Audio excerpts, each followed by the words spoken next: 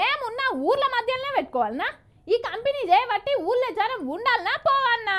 ఇలా సంపాదన కోసం, ఇలా డబ్బు కోసం, ఇలా అవసరాల కోసం చుట్టుపక్కల ఉన్న ప్రజల్ని ఇబ్బంది పెడుతున్నారు కదా అని అంటున్నారు గీడ చాలా మంది చుట్టుపక్కల ఊరోళ్ళు.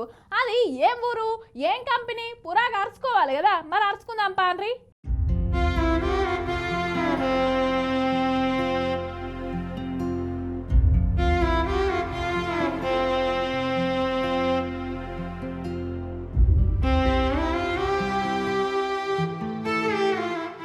గ్రానైట్ కంపెనీ ఏ వాటికి ఊళ్ళెవలు మనుషులు పశువులు ఏం పానాలతో ఉంటట్లేవు కదా. ఎక్కడి దుమ్ము, ఎక్కడి గాలి, ఎక్కడి నీళ్లు మొత్తం చెర్లకే వస్తుందంటేనేమో యోగిడ కనబడుతున్నాయి గుట్టలే. ఏం లేదు, గుట్టల్ని దవ్వుతారు, పిండి పిండి చేసి బయటకు అమ్ముతారు. కోట్ల దందాటుల్లో 10 ఏళ్ల నుంచి ఇదే దందంట. చుట్టుపక్కల 15-20 గ్రామాల దాకా ఉంటాయి, 30,000 మంది దాకా ఉంటారట. ఈ కంపెనీ ఏ వాటికి వాళ్ళు మామూలు గోస తీస్తలేరు పోండ్రి. ఆనపల్లి అర్జునవాడ నుండి కేవపురం మండలం మాది, తిరుపతి జిల్లా. ఇక్కడ పెట్టున్న కంపెనీ వల్ల మాకు పశువులకు కానీ, జనాలకు కానీ, వీళ్ళకి కానీ ఇక్కడ నేను నిలుచుకోండి ఈ ప్రదేశాన్ని, ఈ పొలాన్ని, ఈ డస్ట్ని మొత్తం కూడా మీరు అందరు కూడా గమనించమని ఇక్కడ ఉన్న ఎంఆర్ఓ నిమ్మకు నీరెత్తినట్లుగా ఉంది. కలెక్టర్ గారికి స్పందనలో ఇచ్చాము. ఇదంతా వచ్చి మాకు 80 ఎకరాలు 90 ఎకరాలు మా చెరువు ఉంది, అదంతా కూడిపోతుంది.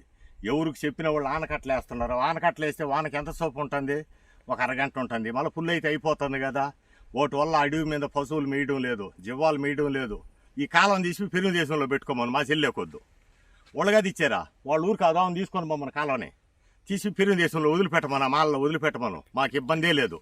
ఇక కొండలు వెలుస్తానికి సప్పులు మామూలు గొత్తలేవట. ఇంటి గుమ్మాల దర్వాలు కూడా అదురుతున్నాయట.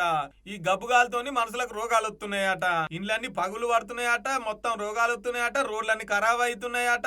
మొత్తం శ్వాసకోశ వ్యాధులతోని జనాలంతా ఇబ్బంది పడుతున్నారట. అయినా కూడా ఈ విజయ్ ఇన్స్టా కంపెనీ వాళ్ళు అయితే అసలు పట్టించుకుంటలేరట. అగో దుమ్ము చూడు ఎట్లొస్తుందో. ఇగో నీళ్లు చూస్తున్నారుగా, ఈ కాలువెమ్మటి వాళ్ళకెళ్ళి వచ్చిన నీళ్ళని చక్కగా చెర్లకు వదిలిపెడుతున్నారట.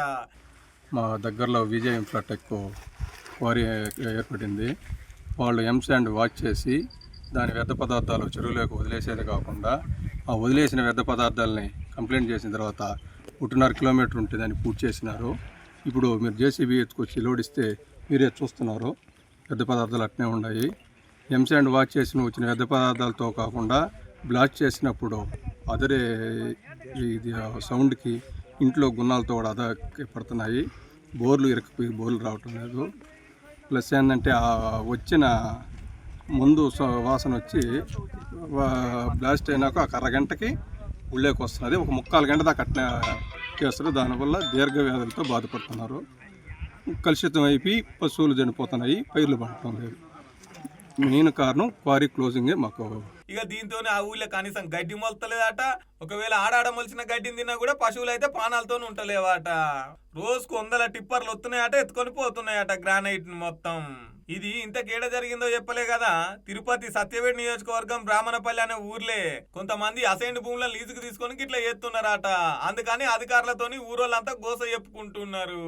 ఈ విజే ఇన్ఫ్రాస్ట్రక్చర్స్ వీళ్ళు బ్లాస్టింగ్ చేస్తున్నారు. దీనివల్ల నీరు కలుషితమై చెరువులు వస్తామని చెప్పి ఇక్కడ ప్రజలకు కానీ పశువులకు అన్నిటా దాని నుండి చాలా ముప్పుగా ఉండేది అని చెప్పేసి నేను గ్రామస్తులు కూడా కోరుకునేది ఏమంటే మాకు పర్మనెంట్ సొల్యూషన్ ఈ ఫ్యాక్టరీని క్లోజ్ చేయించాలనేది వాళ్ళు ముక్తకంఠంతో ఇప్పుడు నా ఎంక్వైరీలో వాళ్ళు తెలిపినారు.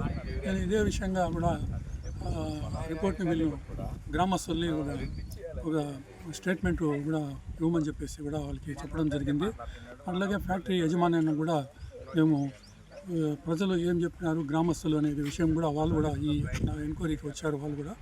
వాళ్ళు కూడా వీళ్ళు గ్రామస్తులు ఏం చెప్పినారు అనేది కూడా వాళ్ళు విని మీ యజమాన్యం దృష్టికి తీసుకుని వెళ్ళాలా.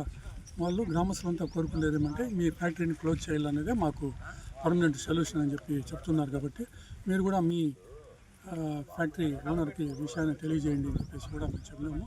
సర్కారు వాళ్ళకి ఎవరు చెప్పినా కూడా అసలు పట్టించుకుంటలేరట. ఎందుకంటే ఏమైనా ముడుపులు వస్తుండో శనకంగా అంటున్నారు ఊరోళ్ళు. ఆడాడ ఊళ్ళే ఉండమంటారా, ఊరిడిచి కాల్ చేసి పొమ్మంటారా, లేకపోతే ఈయనే చచ్చిపోమంటారా అని అధికారుల మీద గట్టిగానే గరం అవుతున్నారు ఆ ఊరు పబ్లిక్. ఇక చూడాలి మరి, అధికారులకైతే ఉన్నట్టు వాళ్ళ కోసం మొత్తం ఇప్పి చెప్పిర్రు. ఇక చూడాలి మరి అధికారులు ఏం చర్యలు తీసుకుంటారో.